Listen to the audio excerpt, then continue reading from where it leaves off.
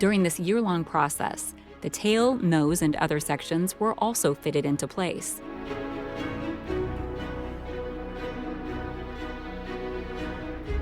The resulting aircraft is one of the largest aircraft ever created by the company.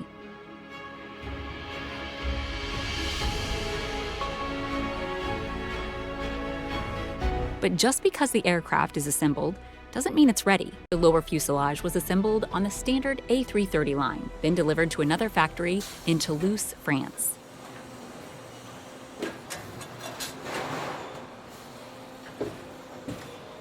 Most of the components, such as the wings, nose, and upper cargo bay door, were prefabricated and simply needed to be fit together.